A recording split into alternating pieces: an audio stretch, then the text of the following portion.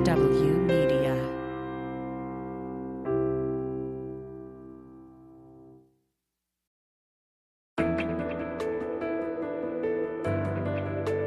SpyTalk, a podcast at the intersection of intelligence, foreign policy, national security, and military operations with Jeff Stein and Jeanne Meserve. Hi there, I'm Jeff Stein. And I'm Jeanne Meserve, and welcome to the second edition of the SpyTalk podcast. We're going to be talking about Russia and Afghanistan, and we're also going to talk about what it's like to work in a U.S. intelligence agency.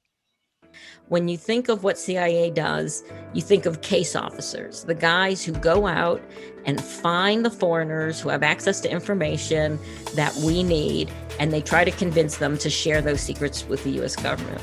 Well, those people, in order to do their job, they're trained to be really good manipulators, like the best manipulators in the world.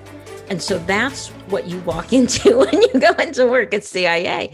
That's going to be a great interview, Jeanne. I'm really looking forward to hearing it later in the show.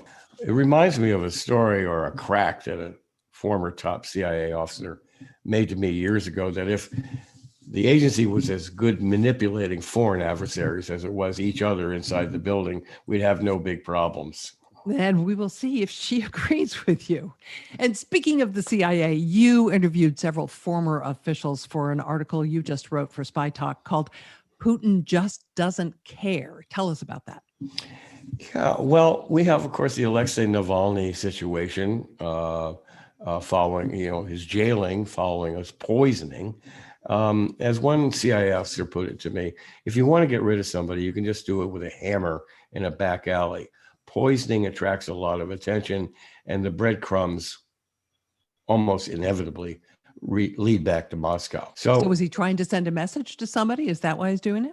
According to CIA officers I talked to, one in particular, Daniel Hoffman, who was former CIA station chief in Moscow, he's really sending a message to his own intelligence services. It's kind of a morale boost to carry out a spectacular, esoteric assassination abroad, oddly as it might seem to us.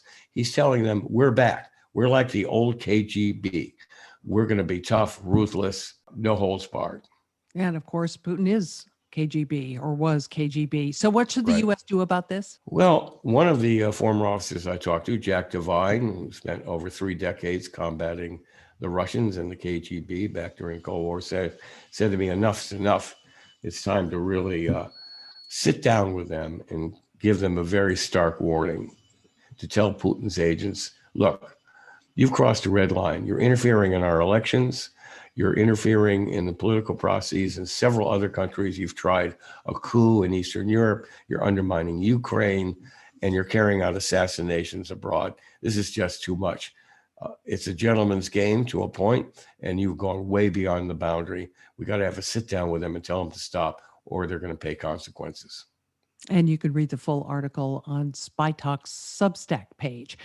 And the Russians, by the way, pulled out of Afghanistan in the late 80s. Now it is time for the U.S. to do so. We cannot continue the cycle of extending or expanding our military presence in Afghanistan, hoping to create ideal conditions for the withdrawal and expecting a different result. I'm now the 4th United States president to preside over American troop presence in Afghanistan. 2 Republicans, 2 Democrats. I will not pass this responsibility on to a 5th. So the rubber has hit the road in Afghanistan. We've talked about getting out for years and years. Trump tried to do an abrupt pullout when he was in office, and now Biden has set the date, September 11th, the anniversary, of course, of the 9/11 terror attacks on New York and the Pentagon. I talked to Lisa Curtis about this week.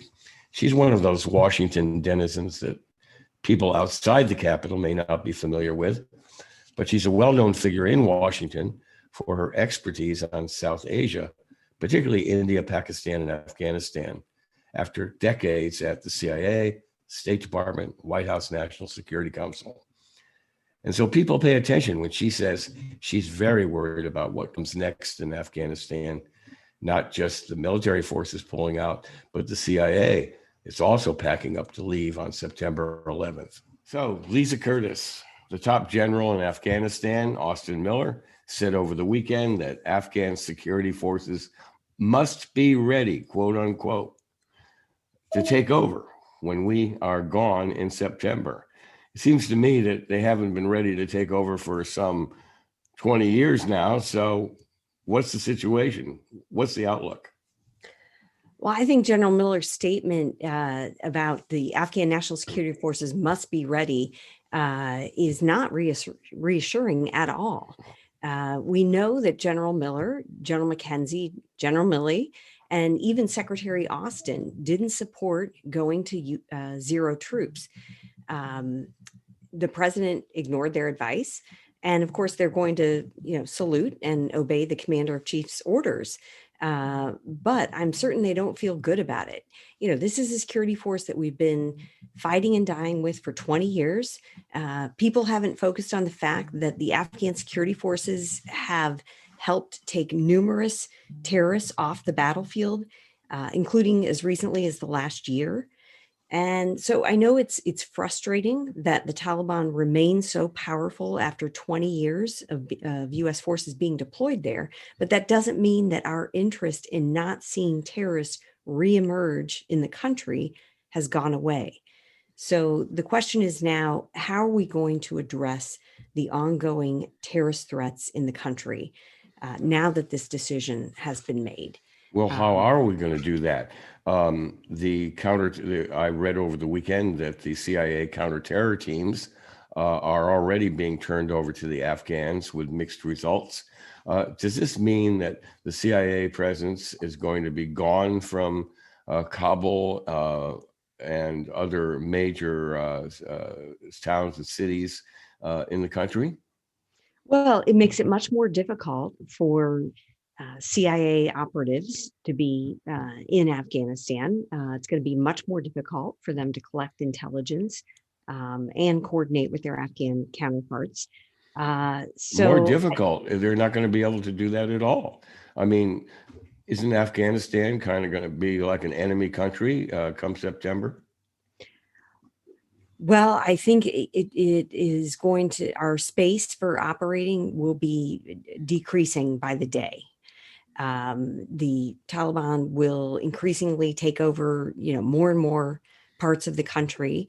It's difficult to say how long it would take for them to, take over a majority of the country, or even, to go into Kabul. There are different assessments. The intelligence community has talked about, 18 months to 2 years. I think it could happen within a year. We have to figure out a plan B. Intelligence collection capabilities are going to be limited. We'll lose our eyes-on capabilities to deal with the threat. We'll no longer be able to cooperate directly with the Afghan security forces. Of course, we'll have people there with them, but it certainly will not be the same. And it's going to be a very difficult situation. One idea that people have been looking at is whether we can, post forces in a nearby country.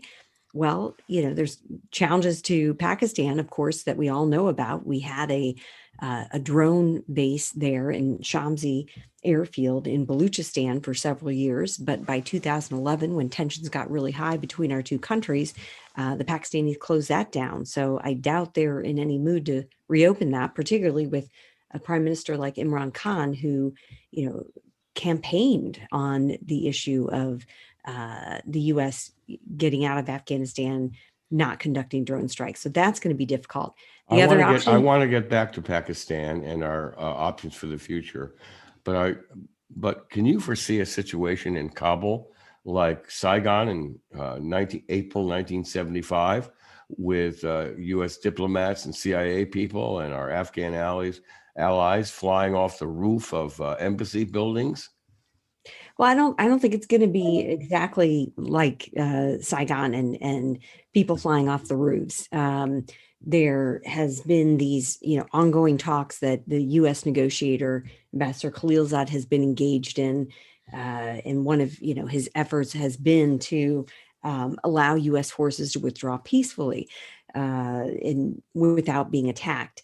And of course, there's preparations to meeting any such challenges as well. As you saw, the aircraft carrier moving toward the region. We do have the capability still to be able to respond if the Taliban do start resuming their attacks against U.S. forces. So I don't foresee that situation, but I think that what you can possibly expect is an exodus of Afghans trying to leave the country. And that's why you have congressional members really pushing the Biden administration to quickly grant visas. There's some, 17,000 Afghans, translators, people who have helped us all these 20 years that have applied for asylum in the U.S. And they should expedite that process. That's the least that we can do for these people that we've been fighting and dying with. And we've been essentially dragging our feet for three administrations now in getting our interpreters into this country through special visa programs. I wrote about that 10 years ago, where we weren't really helping Iraqis and Afghans who were in dire security circumstances get here. So it's not so easy to get these friends of ours out like it was easy, quote unquote, in Saigon, because there were American ships right offshore. There's no offshore with Afghanistan. It's going to be very difficult to get these 17,000 people out, much less 100,000 or more who might be panicking that their throats are going to be slit by the Taliban, right? So we're facing perhaps a chaotic security situation. Yes, it definitely could devolve into chaos pretty quickly. But I think in the rural areas in particular, where the Taliban have been making advances in any case over the last several years, you'll see people basically bowing, to the Taliban's dictates. They'll see the writing on the wall, and they will, follow the Taliban. Now, the concern that I have is for women who've been working in NGOs promoting human rights. That is going to be difficult, because what we saw a few years ago when Kunduz fell to the Taliban for 2 weeks, the first thing they did was go after women who were working in the non-governmental organizations. So that is a real concern. But there's one other difference that I want to point out, because people are comparing the situation to Vietnam. And of course, the U.S. went on after the debacle there. But this is different. The North Vietnamese didn't support terrorists that want to kill a lot of Americans. People forget that. Just because we're withdrawing, the terrorist threat is not going away. We're not ending the war in Afghanistan. We're ending U.S. involvement in that war. Right.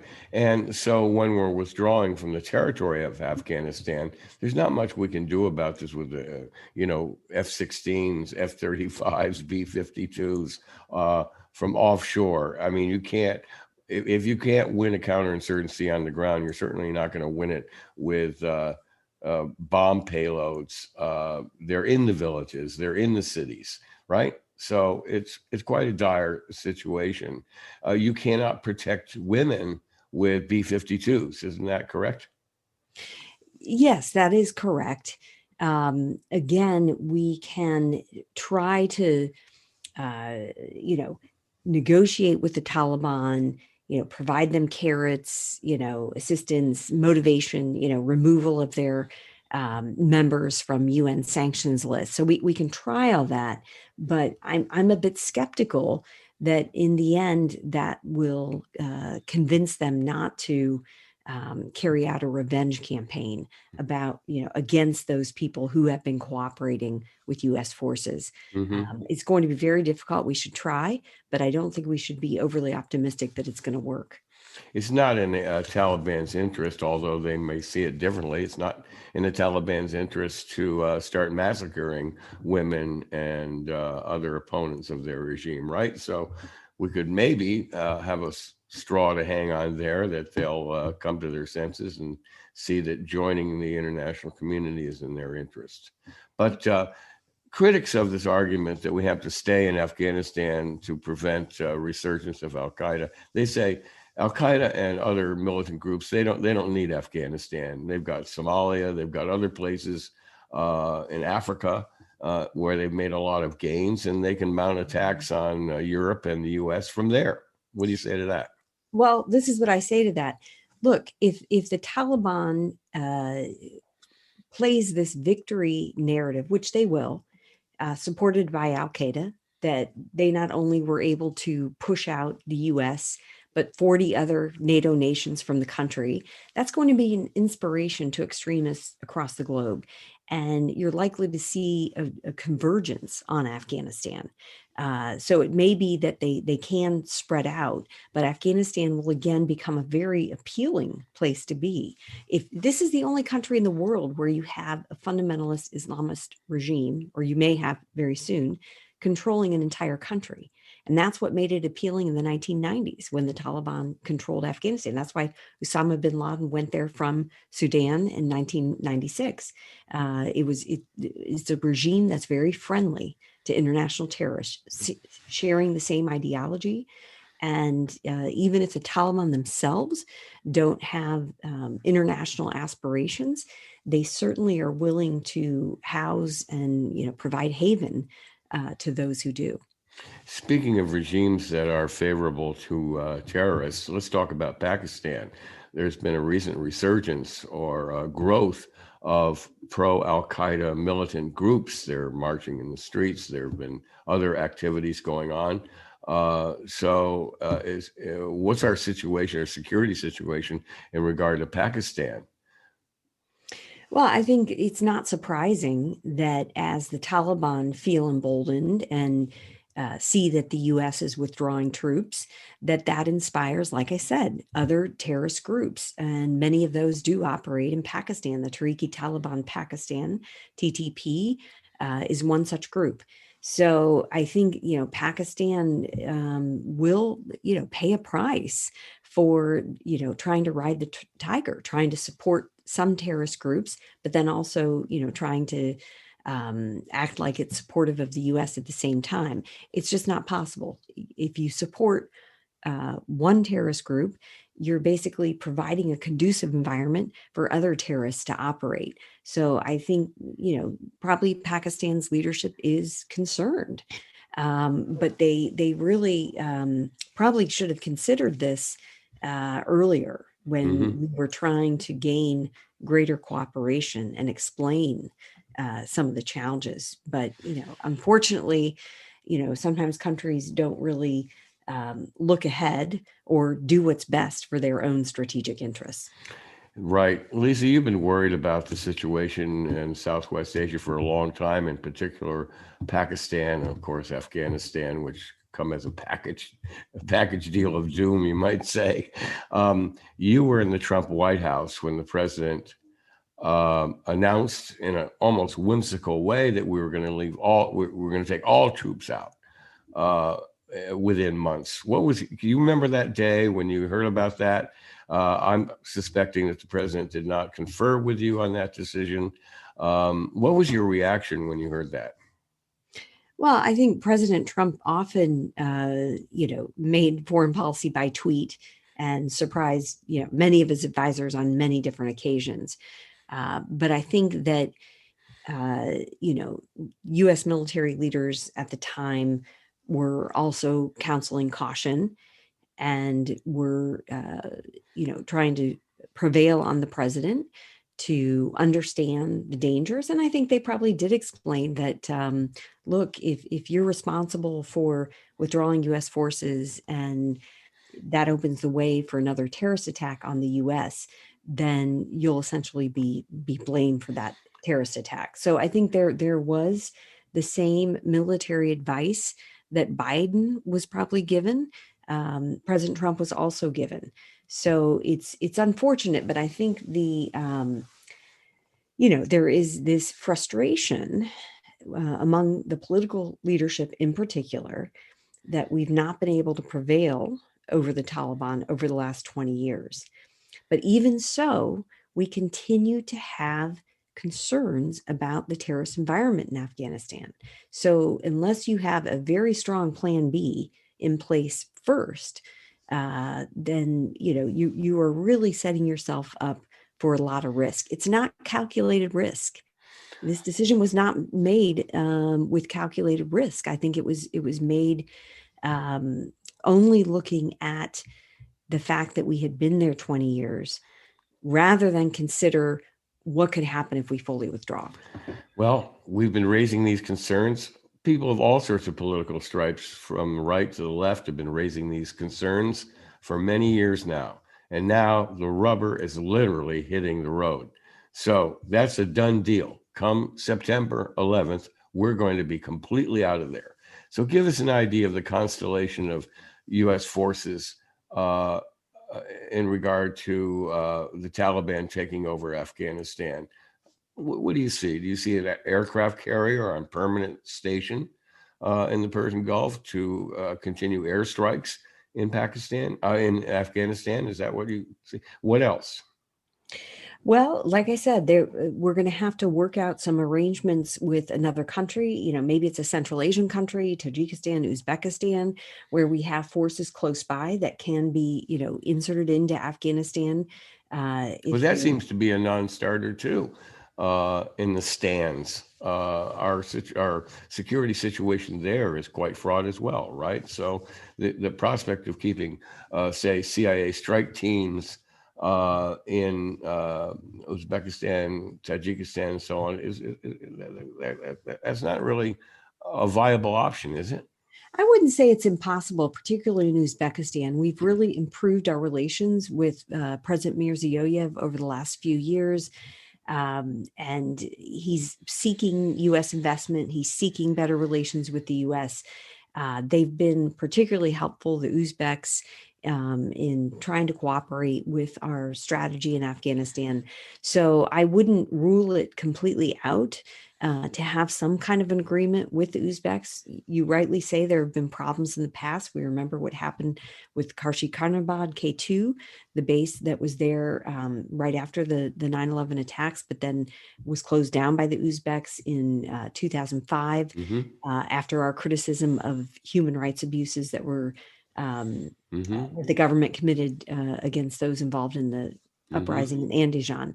So I grant you that it's difficult, but I don't think it's impossible. And what about this prospect of having CIA counterterror teams based in Pakistan working against Al-Qaeda in Afghanistan? Well, the prospects of that don't seem to be very good either, right? No, I would put that, the prospects of that being something we can do as close to zero. Again, I think that there's too much water under the bridge there, and particularly with the current Pakistani prime minister, I think that would be extremely difficult. So I think that would be something that would be difficult to envision. I guess anything's possible at this stage. We have seen the General Bajwa, the chief of army staff, talk about, wanting to rein in some of these militants, not sure that he's supported by the rest of his core commanders in that endeavor, but at least he personally sees some of the problems I think that Pakistan is facing with its economy and such by continuing to support these groups. So again, I think that's more difficult than the Uzbek potential solution. But I think it would be very, very difficult. Speaking of frightening scenarios in Pakistan, some longstanding observers of Pakistan have raised the frightening possibility to meet lately of Pakistan falling to an Islamist coup, which was kind of unthinkable for a long time, sort of a faraway potential danger. And now, they see that actually this might be a possibility in the near future. We're talking about a nuclear armed state here falling into Islamist hands. What's your take on that? Well, again, I would point to what we have seen from General Bajwa, which is a pretty sensible approach to these issues. Now, if like I said, if the core commander supporting him would have a different view, then I think there would be some problems. But I think what we've seen over the last several years is Pakistan, gradually get a grip on some of these groups. But I grant you that in the last few weeks, we've seen some alarming signals that they're feeling emboldened and may, press their goals again. So I think we have to watch that space carefully. I don't see anything happening on an immediate basis, but there certainly is grounds for concern when you see the Taliban being emboldened and perhaps on the verge of taking over in Afghanistan. That is certainly going to embolden other groups that threaten Pakistan, and how Pakistan is going to manage that. We have yet to see, and one just hopes that we don't go back to the time period. You remember 2009 when the Taliban took over a part of northern Pakistan, the Swat Valley. That was extremely concerning. So one would hope that we don't go back to that kind of situation. I suspect that this is a topic that occupies the minds of people at the U.S. Embassy in Islamabad. They are probably very closely monitoring the situation, particularly in regard to control of nuclear weapons. Is that correct? Yes, we're always closely monitoring the situation. Anytime you have a country where, one of the largest nuclear weapons states, frankly, in the top 5, at the same time, they have more terrorist groups operating from their territory than perhaps any other country in the world. So when you have a combination of those two things, obviously there is a great deal of concern. And again, I'm really disappointed that President Biden didn't take some of these longer term concerns into account when making this decision, the political decision to go to zero troops. And we had the support from NATO. NATO was willing to stay, even if we had less troops than NATO, which was the case. Of course, we had about 3,500. There were about 5,500 NATO troops. So they were willing to stay. In fact, the Germans, passed a resolution where they were ready to increase their number of troops in Afghanistan just a couple months ago. So I'm certain European and NATO leaders are also very frustrated with this decision. You're expecting a kind of doomsday scenario for Kabul at some point? Well, I think that it's going to be very tough. If you look back, 1994, the Taliban kind of slowly rolled in. They took Kandahar first. It took 2 years before they were able to take Kabul. However, they're very powerful throughout the country. So I think it would take much less time to go into Kabul. But it depends on how quickly we start to see desertions with the Afghan security forces. If they start deserting posts, maybe they hunker down in Kabul and they're able to fend off the Taliban from Kabul only for a little while.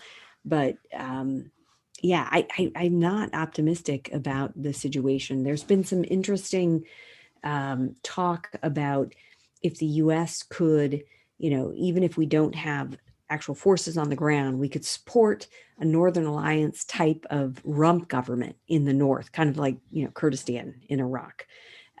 So maybe we're moving toward that kind of situation within the next couple of years.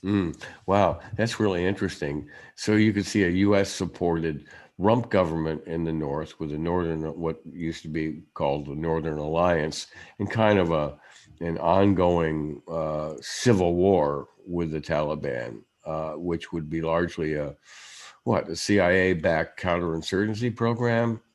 Can you elaborate on your idea for that? Yeah, I think it would be, something akin to, the U.S. support for the SDF, in Syria. Syria. So, yeah, so it would be something similar to that. And I'm not saying that will be the decision that's made. I'm saying some people are talking about that. If things get extremely desperate and the U.S. decides that it would be in the U.S. interest to keep the Taliban from, taking over the entire country. But right now, it seems, the Biden administration is, certainly going to withdraw, and is trying to continue to negotiate with the Taliban to try to moderate their policies. And so they're going to probably try that for a while, and kind of see where we are in a few months from now. So we really are in a state of flux, and nobody's really certain what's going to happen. Well, we'll be back and talking to you again in a couple of months, if not sooner, Lisa Curtis. You're one of our top experts on Pakistan, Afghanistan situation. You've been working this problem for a long time, and now we are really hitting the final act of the U.S. and Afghanistan, at least a military presence there, and there's a lot to worry about. Thanks for coming on SpyTalk podcast to talk with us today. Thanks for having me.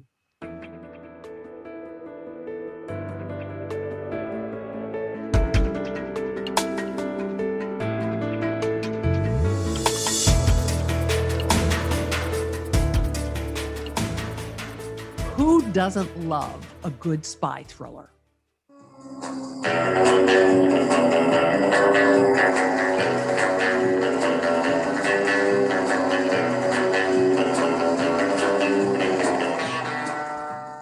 Novelist Alma Katsu drew on her many years as an intelligence analyst for her new novel called Red Widow. The book is about rooting out a mole at the CIA, but it's a little unusual in that the two main characters are women. One, Lindsay, is trying to redeem her career after an illicit affair. The other, Teresa, is motivated by her love of her husband. It's a real departure for Alma Katsu. So, Alma, you have written books that have been described as paranormal romance and historical horror, and now a spy novel. Why did you make this pivot? Well, I guess there's a lot of reasons. One is when I started writing, I was still working in the intelligence business, and they really don't like you to write spy novels while you're in the job. There's all kinds of things that apply to you that don't apply once you retire, such as ethics. They say it's not ethical for you to make money off of something that is your job that you're being paid for. And also, I was just drawn to those other kinds of stories. You make the CIA sound like a terrible place to work. It's full of backbiting, overly ambitious, devious people in your book. Oh, well, I'm sorry it came off so heavy-handed. Hopefully it's the circumstances of the two main characters. I had a long career in intelligence, and it was in many ways just, life-changing, of course. I came from a very small town in Massachusetts, a previous era, no internet, really hard to learn about the world around you. I came from a kind of disadvantaged family, not very worldly. And I did not aspire to go into intelligence. I wanted to be a writer, but it was very mysterious back then. How does one become a novelist? In my town, there were no novelists. There was, no role models for me. But I kept hearing that, you need to have something to write about. You have to have lived a life.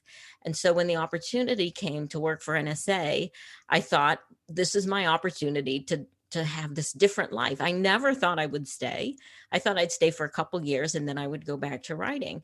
And lo and behold, I put in over 30 years in the intelligence business because it was fascinating. And it gave me the opportunity to do a lot of things, work in technical issues, just get involved in so much that otherwise I never would have done.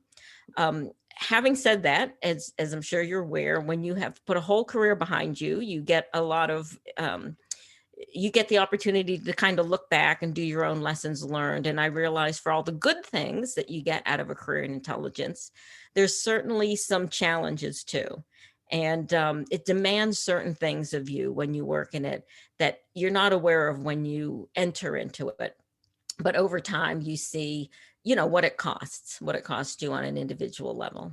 Are the people who work there as bad as some of the characters in your novel? I'm not talking about the principal characters, but the other people who populate the book. So I've worked primarily at two intelligence agencies, NSA and CIA. 2/3 of my career at NSA, 1/3 at CIA. I've also had the opportunity to work in policy in a couple other places, the Office of the Secretary of Defense and State Department. So I have a little bit of, a broad look. And specifically for CIA, I would say no, they're not terrible people. I mean, intelligence and government in general, I'm sure you've run into it. Most of the people who go into it have very pure intentions. They're very patriotic. They want to serve the American people. They're not in it for their own, self-gratification. They're certainly not in it to enrich themselves.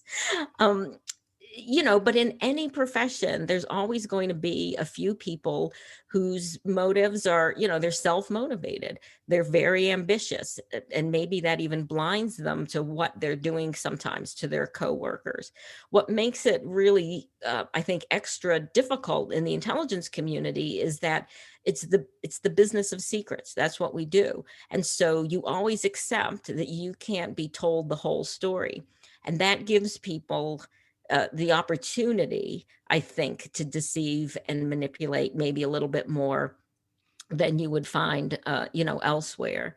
And the other thing is, and this was kind of surprising to me when I went to CIA, I'd already had 20 years in at CIA, at NSA at this point. And, the cultures of all the agencies are a little different. And I saw what a unique culture CIA had. And the reason is this, CIA's primary business is what we call human or human intelligence. When you think of what CIA does, you think of case officers, the guys who go out and find the foreigners who have access to information that we need, and they try to convince them to share those secrets with the US government. Well, those people, in order to do their job, they're trained to be really good manipulators, like the best manipulators in the world. And so that's what you walk into when you go into work at CIA. And again, most of them are very good, and they understand that talent, is to be used for in a particular situation, right? But there's some of them just can't turn it off, and it ruins their lives. They have higher incidences of divorce and alcoholism. They alienate their kids. And sometimes they turn that on their coworkers. And that happened to me, and I saw it happen to other people. And I'll tell you, when you're in that situation, it's like you're dropped into a shark tank, and the shark swivels around and sees you, and they come for you. And it's very hard to stop them, especially if sometimes you don't have the support of management. Sounds a little like broadcasting, actually. So you are a technology person. That's really your field of expertise. And it was interesting to me to read Red Widow and not see a lot of technology. There were none of those gadgets and gizmos that you see in so many other spy novels. In fact, your main character is known as the human lie detector, and she relies on reading body language and micro expressions. I was really curious about this. What you mean, why there was no technology really in the story? Well, beyond computers and right. the run-of-the-mill surveillance cameras and microphones and occasional transcripts. So that was for a couple of reasons. One was to avoid, tripping any wires with the pre-publication review board. They do have to go over your manuscript. That's part of your lifelong obligation once you sign that non-disclosure agreement in exchange for getting a top secret clearance. And access to all those secrets for the rest of your life. If you write anything that has to do with intelligence work, you have to allow the agencies to review it. And since I still actually, I won't say who, but I do have confidential clients in the government that I still advise on technology matters, that was just something I kind of wanted to avoid. And the second reason, I guess maybe there's three reasons. The second reason is it would have made it a different kind of spy thriller. It would have pushed it into the techno thriller realm. And it might sound kind of silly to listeners, but in the book business, when it comes to marketing and all that kind of stuff, they're very aware of those kinds of, are you falling into a certain subgenre? And I didn't think that was the kind of book that, especially for my first spy thriller, I should write. I would be fascinated to do one down the road, maybe. And the third reason is, it kind of has to do with the second. I'm not really sure that was the kind of book that readers would want to get from a woman, especially a woman who's over 60 years old. Would they believe that a woman over 60-year-old could understand technology that well? So it also is not action packed. There are a couple of scenes where there is some physical interaction amongst people, but it's largely the sort of everyday work of sitting down and going through files and going through computers and making connections. It's not out there brandishing a gun. Right. Well, over the years, when I met with agents and editors, they all said the same thing. Well, we're interested in you because you could write what it's really like. You could write a book that shows it how it really is. And I tried writing that book, and they said, Alma, nobody wants to see somebody doing their job. So I tried to walk the line because on one hand, when you've been in a business, you want to be authentic. You want it to reflect the experiences of the people who are in it, right? You want to honor them and what they do because it's important. And if people could really see what it's like, maybe they would come to value it a little bit more. And the truth is that a lot of it is more cerebral as opposed to the action-packed things that you see, especially in contemporary spy movies and TV shows. And there's a reason for that. TV, as you know, TV and movies is visual. You can't just show people thinking. That would be deadly dull. And it's pretty deadly dull in a book. But there are ways to sort of, spice it up and really, usher people into the mind of an analyst.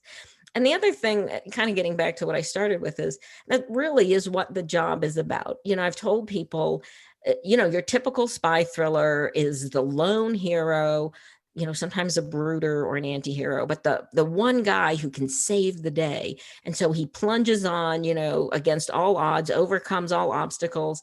And at the end, it's, the single villain with the bomb or whatever.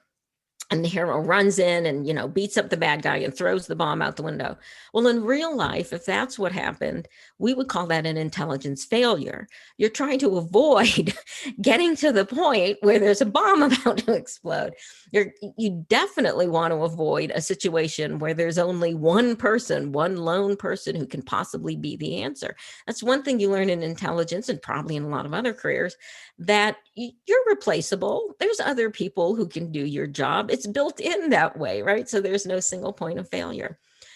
What you want is intelligence is to see the problem far out, to come up with a plan that has a series of tributaries in case you need to, and that you nudge and you tweak it along the way so that nothing catastrophic happens.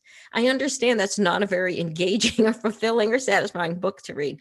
So I really tried to sort of walk between the two. But if readers can bear with me with this book, they'll see the next book, which has already been picked up by Putnam, is going to be a lot more action-packed. So another way in which your book is non-traditional is that women are the main characters. I mean, traditionally, women have been secondary. They've been, there to add a little fizz and sizz and whatever to the book, but they haven't been at the center of the story. You have two women at the center of the story. Right. I mean, that was very important to me because, you see when you work in the business, about half of the people who work in intelligence are women.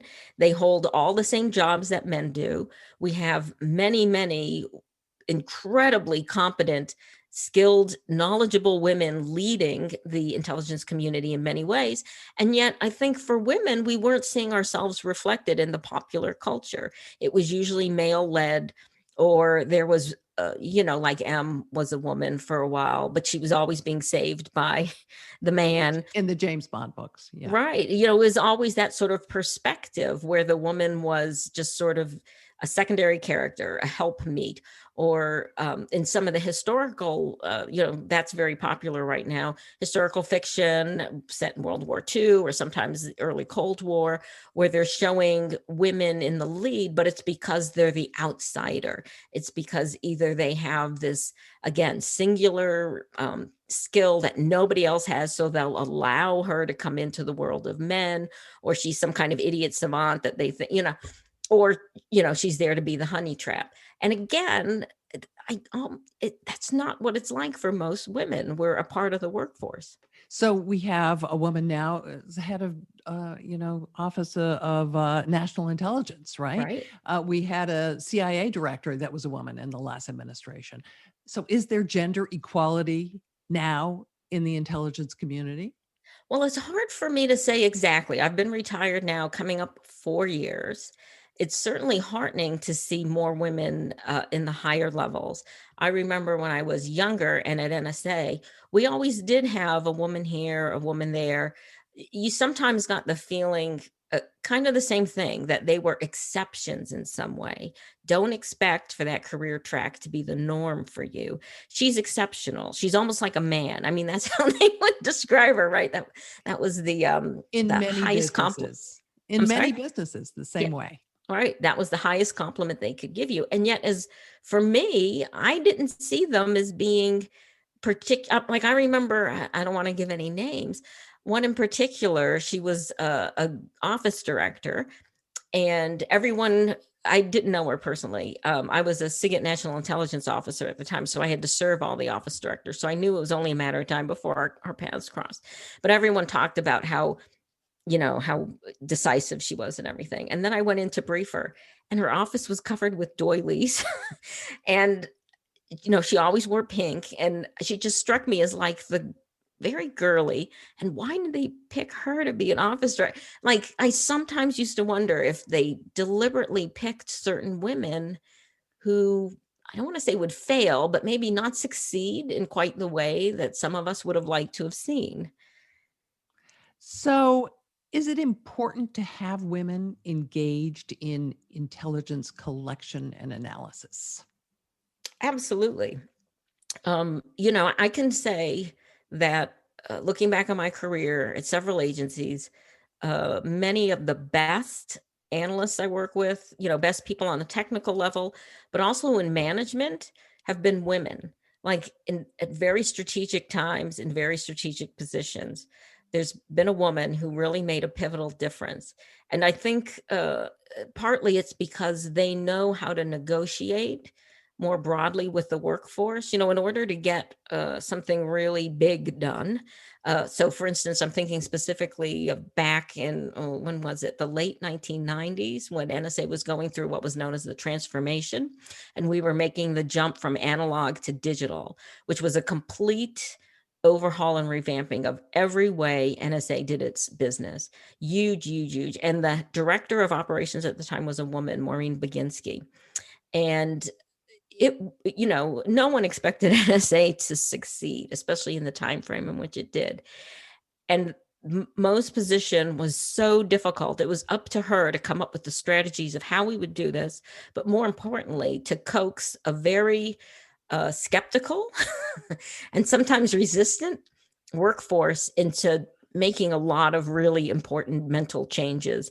And that would have been a difficult position. A man was her second in command. Chris Inglis was her second. And it was really the two of them that made this almost impossible thing happen. And it's really hard to envision anyone else being able to make that come about. Mo was quite extraordinary.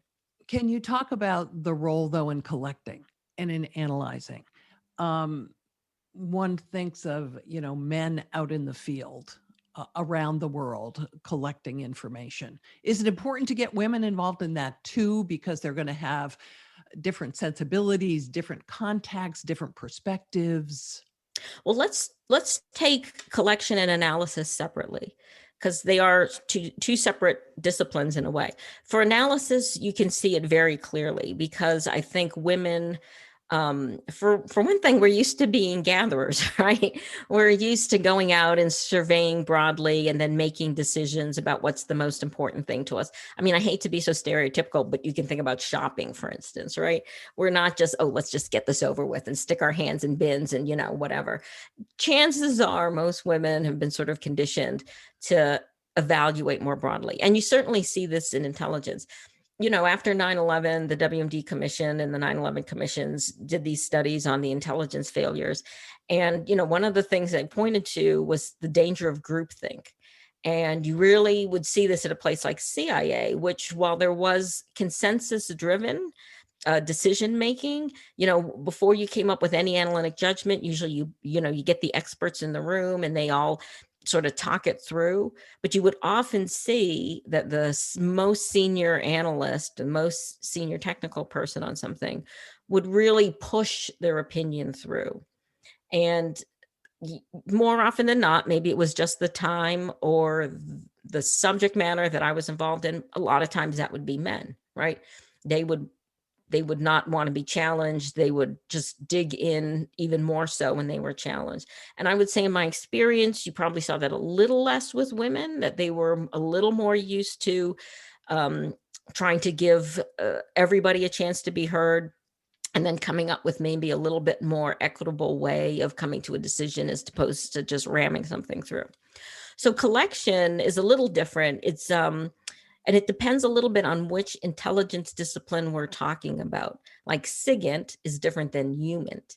And I'm a little less familiar with the process for human collection, but I believe it has to do with, assessing your targets and making a decision over, which individual would have the best access and is most likely to allow himself or herself to be recruited, that sort of thing. Whereas on the SIGINT side is very technical.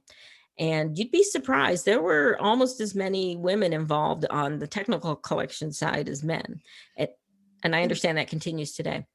I was just thinking on the collection side that in much of the world, women are not regarded in the same plane as men, and it might be difficult to go out into the field and make contacts and talk to people and be respected, and it would be hard to go undercover in certain cultures. And if that closes off some avenues to women. I would definitely say on the human side, that's probably true. And that they have to be a little more clever, perhaps, about how they go about it. Or they might end up picking different targets. I don't want to imply that, like, the whole honey trap sexual thing, right? That certainly happens on both sides. Case officers are usually a little bit more attractive than your average individual because it helps. People will say more to attractive people. They'll let their guard down a little bit. They'll want to impress. Which brings me actually back to your novel, where both of the main characters are motivated to a certain extent by their hearts. One of them has crossed the lines of propriety by having an affair with somebody, and somebody else is completely motivated by and makes some bad decisions because of her heart. Yes. And, I was a little, with the one character, the Teresa character, which is the second one you're referring to, there's no way around it, right? That's the linchpin of the plot. She has to do this. For Lindsay, I was a little reluctant to make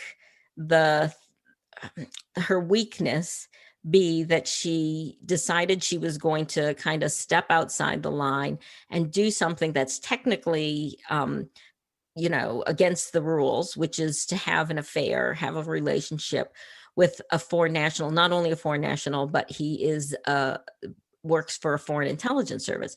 Now he works for the Brits, who we often say might as well be Americans, right? So it's really not a big deviation. But part of the reason why I decided to do it is because you do hear these stories all the time where men will do something that they know is a flagrant violation, and they do it knowing that they're not going to be called to task.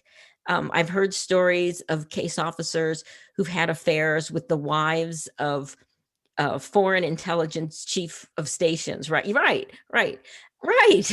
And but I can't think of any woman. I've never heard a similar story about a woman. And it just seems to be, part of what we learn. And that is to be really, really careful. Don't break any rules, because you're a little more vulnerable than maybe some of your coworkers.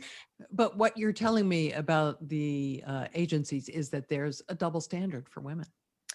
I think there still is, again, probably a little bit more so at some agencies than others. Not CIA, but another one I've worked for, I think has a real problem with this. It has a lot of cultural issues, and the people who work there know it, but it's not the kind of thing that is allowed to be spoken about openly. But yeah, I think, and it's because also to an extent, the agencies are a reflection of the societies they come from, right? And there still is a bias that exists against women. I mean, I'm not saying it's always a heavy bias, but it's just something that's been ingrained in our culture to just look at women a certain way. So this problematic agency, I presume, is the NSA, since that's the other agency where you worked. And one thinks about Silicon Valley Mhm. and all the problems there have been there relating to gender. Do those same things crop up at the NSA?